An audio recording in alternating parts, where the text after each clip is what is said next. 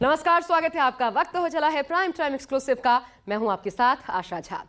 राजनीति खेल है परसेप्शन का, चाहे 2014 में नरेंद्र मोदी जब आए तब या फिर अब जब 2024 के लोकसभा चुनाव में विपक्ष को अप्रत्याशित बढ़त मिली, जिसका आधार यही परसेप्शन बना, जिसके तहत विपक्ष ओबीसी और दलित वोटरों के मन में यह बिठाने में कामयाब रहा कि अगर एनडीए को 400 सीटें मिली तो आरक्षण खत्म हो जाएगा और संविधान भी बदल दिया जाएगा।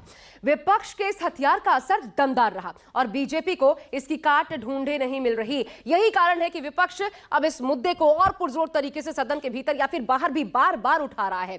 जाति की लड़ाई बढ़ी तो सदन के भीतर अनुराग ठाकुर ने बिना नाम लिए राहुल गांधी से उनकी जाति पूछ ली। कहा, जिनको अपनी जात का नहीं पता वो जातीय जनगणना की बात करने हैं। विपक्ष ने इस बयान पर जमकर हंगामा किया तो बीजेपी ने दलील दी, जो बजट के हलवे में सेना के भीतर जाति पूछने में नहीं हिचकते, उन्हें अपनी जाति बताने में क्या दिक्कत है। लेकिन सवाल यह है कि जो जातीय जनगणना 2011 में होकर भी सार्वजनिक नहीं हो पाई, 2021 में होते होते टल गई, क्या यह सियासी बार पलटवार उस जातीय जनगणना के द्वार खोल पाएगा? देखिए, जब पूछा गया कौन जात हो, जिसकी जात का पता नहीं वो गन्ना की बात करता है। जितना मेरा आप लोग इंसल्ट करना चाहते हैं आप खुशी से करिए, आप रोज करिए, मगर एक बात मत भूलिए, जाति जनगणना को हम यहाँ पास करके दिखाएंगे। आप जाति कैसे पूछ सकते हैं? आप बताएं, जाति कैसे पूछ सकते हैं? आप कांग्रेस पार्टी, श्री राहुल गांधी और पूरा कांग्रेस पार्टी सुबह शाम रात जाति जाति जाति करते रहते हैं और यहाँ जाति पूछने पर सवाल खड़ा करता है। जो तीसरी बार पूर्ण बहुमति के साथ सरकार बनाई है, मैं रेल मंत्री से पूछना चाहता हूं कि बुलेट ट्रेन की निर्माण की। राहुल गांधी के चक्रव्यूह वाले बयान से शुरू हुई सियासी लड़ाई जात पात पर जा पहुंची। जिसकी जात का पता नहीं वो गन्ना की बात करता है। जातीय जनगणना की बात करने वाले राहुल गांधी लगातार जातीय जनगणना का मुद्दा संसद में उठा रहे हैं, लेकिन इसी बीच बीजेपी सांसद अनुराग ठाकुर के एक बयान ने सदन में विपक्षी सांसदों का पारा हाई कर दिया। अनुराग ठाकुर ने राहुल गांधी का नाम लिए बिना कहा कि जिसकी जात का पता नहीं वो जातीय जनगणना की बात कर रहे हैं। ओबीसी की बात, जनगणना की बात बहुत की जाती है। माननीय सभापति जी, जिसकी जात का पता नहीं वो गन्ना की बात करता है। जैसे ही अनुराग ठाकुर ने ये कहा, विपक्ष आग बबूला हो उठा। अनुराग के खिलाफ नारेबाजी होने लगी। संसद का माहौल गर्माहट वाला हो गया। जिसकी जात का पता नहीं वो गन्ना की बात करता है। राहुल गांधी खुद अपनी सीट से खड़े हुए और साफ कहा कि बीजेपी चाहे जितना उनका मजाक उड़ा ले, वो जातीय जनगणना संसद में पास करा कर ही दम लेंगे। जितना मेरा आप लोग इंसल्ट करना चाहते हैं आप खुशी से करिए, आप रोज करिए, मगर एक बात मत भूलिए, जाति जनगणना को हम यहाँ पास करके दिखाएंगे। अनुराग ठाकुर के इस बयान के बाद अखिलेश भी गुस्से से तमतमा गए। सीधा सवाल दाग दिया कि आखिर कैसे कोई राहुल गांधी से उनकी जात पूछ सकता है। जाति कैसे पूछ सकते हैं? आप इनसे ये पूछना चाहता हूं, आपने जाति कैसे पूछ ली, ये बताइए बस। आप जाति कैसे पूछ सकते हैं? आप बताएं, जाति कैसे पूछ सकते हैं? आप उधर हंगामा अपने चरम पर था तो दूसरी तरफ अनुराग ठाकुर ने राहुल गांधी के खड़े होते ही कहा कि मैंने किसी का नाम नहीं लिया, लेकिन देखो कौन खड़े हो गए। उधर राहुल गांधी ने अनुराग ठाकुर पर गाली देने का आरोप लगाया, साथ ही कहा कि उन्होंने मेरी बेइज्जती करी, मुझे गाली दी, लेकिन मुझे उनसे माफी नहीं चाहिए। मैंने कहा था कि जिसको जात का पता नहीं वो गन्ना की बात करता है। मैंने नाम किसी का नहीं लिया था सर, नाम तो किसी का नहीं लिया था, नाम किसी का नहीं लिया था, लेकिन जवाब देने कौन खड़े हो गए? अनुराग ठाकुर जी ने मुझ पर गाली दी है, मुझे इंसल्ट किया है, मगर मैं अनुराग ठाकुर जी से कोई माफी नहीं चाहता हूं। मुझे कोई माफी की जरूरत नहीं है। मैं लड़ाई लड़ रहा हूं, जितनी आपको गाली देनी है मैं आपसे कभी माफी नहीं मांगूंगा, मुझे आपकी माफी नहीं चाहिए। उधर जाति पर बरपे हंगामे के बीच विपक्ष लगातार सरकार को घेरने के मूड में है। कमंडल पर भारी मंडल की राजनीति को लेकर अखिलेश यादव ने कहा कि हमारी मांग जातीय जनगणना की है। आखिर इसमें सत्ता पक्ष को दिक्कत क्यों है? अखिलेश ने आगे कहा कि हमारे फैसले और नीतियां तभी अच्छी होंगी जब जातीय जनगणना होगी। आपको आरक्षण क्यों दिया है? आरक्षण इसीलिए दिया कि हम जाति के आधार पर हम गरीब हैं। तो अगर ये मांग हो रही है कि जाति जनगणना हो तो कोई गलत नहीं है। हमारे बहुत सारे फैसले और बहुत सारी नीतियां तभी अच्छी बनेंगी जब जाति जनगणना हो जाए और समाज को ये पता लगे कौन कितनी आबादी का है, उसको उस हक और सम्मान के साथ उसको उसमें मिल जाए। और सबसे बड़ी बात है, भारतीय जनता पार्टी के लोग घबराए हुए पीडीए की लड़ाई से। उधर विपक्ष हमलावर हुआ तो बीजेपी ने तुरंत इस पर अपनी सफाई पेश की। बीजेपी सांसद संबित पात्रा मीडिया के सामने आए और कहा कि हंगामा क्यों बरपा है, जाति ही तो पूछिए।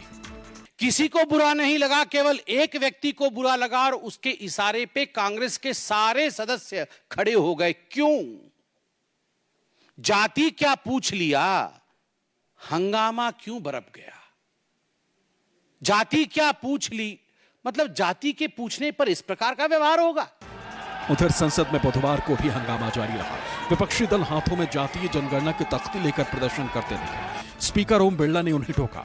स्पीकर ने विपक्ष के सदस्यों से कहा कि आप नियोजित तरीके से सदन की कार्यवाही में गतिरोध उत्पन्न करने, इसे बाधित करने के लिए आए, ये नहीं चलेगा। ये गलत तरीका, गलत परंपरा आप नहीं पा रहे हैं। ऐसे सदन चलने वाला नहीं है। आप नियोजित तरीके से सदन में गतिरोध करना चाहते हैं। आपने सारे विषय उठाए, जिन मुद्दों को आपने उठाया, उन मुद्दों ने उनको उठाया। अगर कोई मानो नहीं, आपके पास कोई मुद्दा नहीं है, आप नियोजित तरीके से सदन को गतिरोध करना चाहते हैं। उधर हंगामे के बीच संसदीय कार्य मंत्री किरण रिजिजू ने भी विपक्ष को आड़े हाथों लिया। कहा कि विपक्ष और राहुल गांधी दिन भर जाति जाति करते हैं, ऐसे में उनसे जाति पूछने पर हंगामा क्यों किया जा रहा है। साथ ही कहा कि कांग्रेस हमेशा देश तोड़ने का काम करती है। राहुल गांधी और पूरा कांग्रेस पार्टी सुबह शाम रात जाति जाति जाति करते रहते हैं और यहाँ जाति पूछने पर सवाल खड़ा करता है। कांग्रेस पार्टी ने आज ऐसा काम किया है देश को कमजोर करने के लिए। मैं सर अध्यक्ष महोदय आपके माध्यम से इस सदन को बताना चाहता हूँ, कांग्रेस पार्टी ने सबसे पहले देश को तोड़ने के लिए हमारे देश के सेना के खिलाफ बयानबाजी किया है। जब से राहुल गांधी ने जातीय जनगणना की जिद पकड़ी है, बीजेपी की कमंडल वाली राजनीति पर मंडल की राजनीति हावी हो गई, जिस हिंदुत्व के सियासी हथियार के जरिए बीजेपी कांग्रेस को सालों से कटघरे में खड़ा करती रही। राहुल ने बीजेपी को उस हिंदुत्व पर भी प्रश्न चिन्ह खड़ा कर दिया है। जाति पर टिप्पणी को लेकर विपक्ष लगातार हमलावर है। सदन से लेकर सदन के बाहर तक विपक्षी नेता बीजेपी को घेर रहे हैं। साथ ही अनुराग ठाकुर से माफी की मांग भी कर रहे हैं। जो बातें, जिस तरह के संदर्भ, ये कई बार इस तरह की टिप्पणियां बाहर भी कर चुके हैं, उनकी परवरिश पे क्वेश्चन मार्क लगा है बहुत बड़ा। और परवरिश पे क्वेश्चन मार्क क्यों लगता है और किस पे लगता है और किसको गाली जाती है, ये आपको अनुराग ठाकुर से पहुंचना चाहिए। एक तो उनकी परवरिश पे बहुत बड़ा प्रश्न चिन्ह है और दूसरा उनकी पार्टी की परवरिश पे बहुत बड़ा प्रश्न चिन्ह है। जब मुखिया ही ऐसी चीजों को सपोर्ट करेगा तो निश्चित तौर से अनफॉर्चुनेट है। मैं भी एक मदर हूँ, मैं अपने बच्चों को ऐसी परवरिश नहीं दूंगी। ये एक सामंती संकीर्ण मानसिकता का परिचायक था। जॉर्ज फर्नांडिस की जाति ढूंढ लोगे, लेकिन सोशल जस्टिस पे वो प्रतिबद्ध थे। सवाल ये नहीं है कि आप किस जाति है, सवाल ये है कि गणना क्यों होनी चाहिए और गणना से बीजेपी के सामंती चरित्र का विरोध क्यों है। पिछड़े दलित भाइयों के जो पैरोकार हैं या जो लोग हैं, उनको गालियां दी जा रही हैं, सरेआम संसद में गालियां दी जा रही हैं और पूरी की पूरी भारतीय जनता पार्टी और स्वयं प्रधानमंत्री जी तक उनके पीछे खड़े हुए हैं। इससे समाजवादी पार्टी का पुरजोर विरोध है। और कल भी हमारे राष्ट्रीय अध्यक्ष जी ने सदन में इस बात का, जब माननीय राहुल जी के खिलाफ टिप्पणी की थी अनुराग ठाकुर ने, उस समय भी खड़े थे। और हम समाजवादी लोग इस तरह की चीज़ों की कठोर शब्दों में निंदा ही नहीं करते हैं, बल्कि हम लोग इस तरह की चीज़ों के खिलाफ संघर्ष करेंगे। अनुराग ठाकुर के बयान ने विपक्ष के हाथ कहीं ना कहीं एक बड़ा मुद्दा थमा दिया है। विपक्ष जो पहले से ही जाति जनगणना के सवाल पर बेहद आक्रामक रहा है, उस पर अनुराग ठाकुर की टिप्पणी ने एक तरीके से विपक्ष को लामबंद कर दिया है। राहुल गांधी पर जिस तरीके से अनुराग ठाकुर की टिप्पणी आई, उससे बहुसंख्यक आबादी राहुल गांधी के समर्थन में आ सकती है। राहुल गांधी की छवि और ज्यादा मजबूत हो सकती है। दलितों के सवाल पर लोकसभा चुनाव के दौरान भी राहुल गांधी बेहद आक्रामक नजर आए। ऐसे में इस बात पे कोई शक नहीं कि ऐसी आबादी जो हजारों साल से ऊंच नीच और जात पात का शिकार रही है, वो राहुल गांधी के समर्थन में आ सकती है। जाति पर मचे सियासी संग्राम ने कहीं न कहीं बीजेपी को डेंट तो विपक्षी इंडिया गठबंधन को मजबूती दी है। साथ ही राहुल को बहुसंख्यक नेता के रूप में पहचान दिलाने के लिए ये किसी संजीवनी से कम नहीं होगी। आखिर जाति पर मचे बवाल से किससे नफा और किससे नुकसान होगा, ये जानना और समझना भी जरूरी हो जाता है। भले अनुराग ठाकुर के बयान के ठीक बाद राहुल गांधी ने सदन के भीतर ये कह दिया कि उन्हें अनुराग ठाकुर ने गाली दी, लेकिन उन्हें इस पर माफी नहीं चाहिए। लेकिन कांग्रेस इस लड़ाई को अब जनता के बीच ले जाने की तैयारी में है। ऐसे में सदन में मचे इस बवाल के बाद कांग्रेस का लाइन ऑफ एक्शन क्या नजर आ रहा है, चलिए जल्दी से आपको दिखा देते हैं एक एक करके क्या कुछ हो रहा है, अब तक क्या हुआ है। सोनिया की अध्यक्षता में कांग्रेस सांसदों की बैठक हुई। बैठक में अनुराग ठाकुर के बयान पर भी चर्चा की गई। आगे देखिए, कांग्रेस सांसदों की मांग थी माफी मांगे अनुराग ठाकुर। अनुराग ठाकुर के बयान पर इधर कांग्रेस की तरफ से प्रस्ताव भी सामने आया। आपको बता दें, ये प्रस्ताव जो था वो चन्नी की तरफ से लाया गया। अनुराग ठाकुर के बयान को पीएम मोदी ने दरअसल शेयर किया था और पीएम के खिलाफ ही विशेषाधिकार हनन का प्रस्ताव लाया गया। चरणजीत सिंह चन्नी ने, जो कांग्रेस के सांसद हैं, पहले पंजाब के मुख्यमंत्री हुआ करते थे, वो प्रस्ताव लेकर आए। दरअसल अनुराग ठाकुर के बयान को स्पीकर के फैसले के तहत सदन की कार्यवाही से एक्सपंज कर दिया गया, हटा दिया गया। लेकिन इसके ठीक बाद प्रधानमंत्री ने उनके पूरे भाषण को ही अपने एक्स प्रोफाइल पर पोस्ट कर दिया और इसी के विरोध में चन्नी प्रधानमंत्री के खिलाफ विशेषाधिकार हनन का प्रस्ताव लेकर आए हैं। अब जाति पर जो संग्राम छिड़ा है, इस पर राहुल को नफा या नुकसान, अगर इसे समझने की कोशिश करें तो जानकारों के नजरिए से क्या कहते हैं वो देखिए, क्या समझ आता है वो भी देखना बेहद महत्वपूर्ण और दिलचस्प। अनुराग ठाकुर की टिप्पणी राहुल के लिए वरदान साबित तो होगी, यह कहना है जानकारों का। बहुसंख्यक समाज में उनकी लोकप्रियता बढ़ेगी। इसके अलावा आने वाले समय के लिहाज से समझें तो आने वाले चुनाव होने वाले हैं 4 राज्यों में और वहां पर मजबूती कांग्रेस को मिल सकती है, इसलिए वरदान इसे कहा जा रहा है। साथ ही पिछड़ों की बात की जाए तो उनके बीच कांग्रेस की छवि भी मजबूत होगी और अगर वाकई ऐसा होता है तो फिर जातीय जनगणना की लड़ाई को और मजबूती मिलेगी, ये तय है। और बीजेपी इस लड़ाई में और ज्यादा पिछड़ सकती है, जिसका नतीजा साल के अंत में होने वाले जो 4 राज्यों के चुनाव है उनमें असर दिखा सकता है। एक तरफ कांग्रेस और पूरा विपक्षी दल जाति वाले बयान पर बीजेपी को घेर रहा है, तो वहीं दूसरी तरफ बीजेपी नेताओं का कहना है कि जाति पूछने में क्या बुराई और जातीय जनगणना की मांग करने वाली कांग्रेस को आखिर इससे क्या आपत्ति। मैं समझता हूं कि ये विपक्ष को हंगामा करना मकसद था और बहाना अनुराग ठाकुर का बयान हुआ है। कौन बड़ी बात है। मैं ही पूछता हूं कि राहुल जी, आपकी जाति क्या है, आपका धर्म क्या है। अगर कोई पूछे गिरिराज तुम्हारी जाति क्या है, धर्म क्या है, ये मेरा अपमान हुआ। अगर जाति जनगणना जब होगी तो आपको अपनी जाति तो उसमें बतानी होगी, तो फिर अगर किसी से किसी की जाति पूछ ली गई है तो उसमें इतना परेशान होने की क्या बात है, इतना उसको खराब क्यों मानना चाहिए। आपको अपने गर्व से कहना चाहिए कि हाँ मैं इस जाति का हूँ, उसमें कोई परेशानी नहीं होनी चाहिए। और अगर जाति मानने में गर्व नहीं है, आपको गर्व नहीं महसूस होता, तो फिर जाति जनगणना की बात आप ना करें। चुनावों के भाषणों में ये मोदी जी की जात को बोल रहे थे।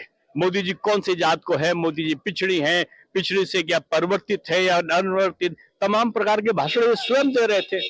राहुल जी भाषण करे तो कोई बात नहीं, अखिलेश जी इस प्रकार का भाषण करे तो कोई बात नहीं। दरअसल जाति पर मचे सियासी बवाल का मूल कारक जातीय जनगणना की मांग है, क्योंकि ये जातीय जनगणना वो हथियार है जिसके दम पर विपक्षी इंडिया गठबंधन ने बीजेपी को 2024 के लोकसभा चुनाव में बड़ा डेंट दिया। बिहार में जातीय सर्वेक्षण के बाद कांग्रेस समेत पूरे विपक्ष को एहसास हुआ कि चुनावों में जीत की चाबी जाति वाले एजेंडे में छिपी है। इससे हिंदुत्व की राजनीति का अंत भी हो सकता है। यही वजह है कि राहुल गांधी से लेकर पूरा विपक्ष लगातार जातीय जनगणना की मांग कर रहा है। जिससे आप लोग डरते हो, कांपते हो, वो है जाति जनगणना। और जैसे मैंने कहा था कि इंडिया गठबंधन गारंटीड लीगल एमएसपी इस सदन में पास करेगी, वैसे ही मैं कह रहा हूं, आपको अच्छा लगे ना लगे, जाति जनगणना इस हाउस में, इस सदन में पास करके हम आपको दिखाएंगे। जिसको जाति को लेकर के शिकायत और दिक्कत और परेशानी हो, उसे आज ही किताब खरीद लेनी चाहिए मंडल कमीशन की। और उसकी प्रस्तावना पढ़नी चाहिए, और प्रस्तावना के साथ साथ हमारे संविधान की प्रस्तावना भी पढ़नी चाहिए, जिसमें सोशलिस्ट कंट्री की बात कही है, जिसमें गैर बराबरी खत्म करने का रास्ता दिखाया गया है। और जाति के आधार पे ही आपको आरक्षण क्यों दिया है?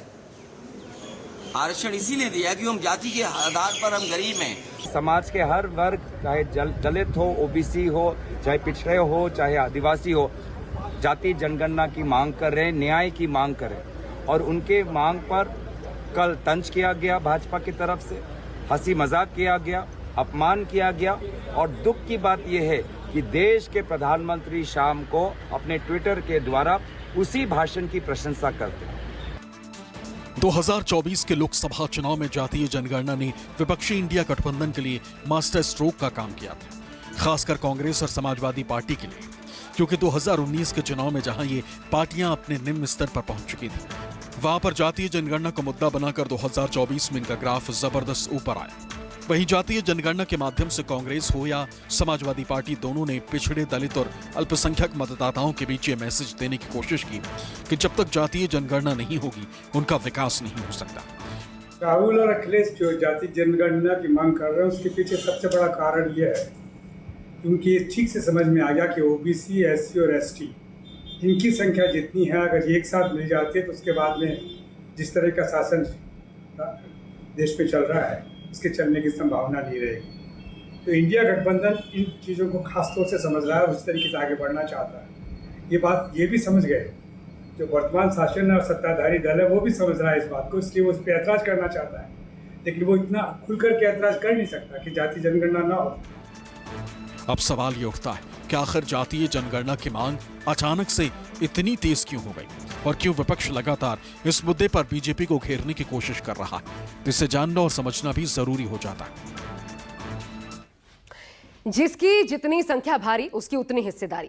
जातीय जनगणना अगर होती है तो ये सरकार को आरक्षण में बदलाव के लिए मजबूर कर देगा। ऐसे में जो बीजेपी का अगड़ों के रूप में कोर वोट बैंक है उनको नाराज कर सकता है और विपक्ष को फायदा पहुंचा सकता है।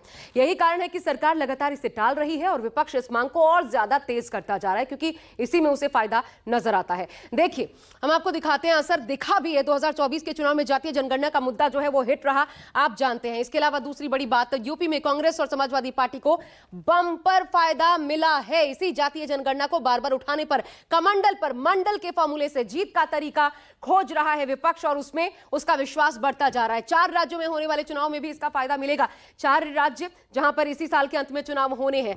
पिछड़ा, दलित, अल्पसंख्यक वोट बैंक मजबूत करने का प्लान भी है, यानी पीडीए, उस वोट बैंक को मजबूत करने का प्लान। और पीडीए का झुकाव विपक्ष की तरफ और ज्यादा बढ़ेगा इन तमाम कोशिशों के जरिए। हालांकि 1950 याद कीजिए, 1950 में संविधान लागू होने के बाद पहली बार 1951 में जब जनगणना हुई तो सिर्फ अल्पसंख्यक एससी एसटी के लोगों की गिनती की गई। जातियों की गिनती की मांग को कांग्रेस ने खुद उस समय ब्रिटिश सरकार का समाज तोड़ने का षड्यंत्र करार दिया था और इसे ठुकरा दिया था। और सियासत देखिए, आज कांग्रेस उसी जातीय जनगणना की मांग कर रही है और बीजेपी कांग्रेस की ही दलील को आधार बनाकर उसे खारिज कर रही है। प्राइम टाइम एक्सक्लूसिव में फिलहाल बस इतना ही। एक छोटा सा ब्रेक ले रहे हैं, बने रहिए न्यूज़ 24 के साथ।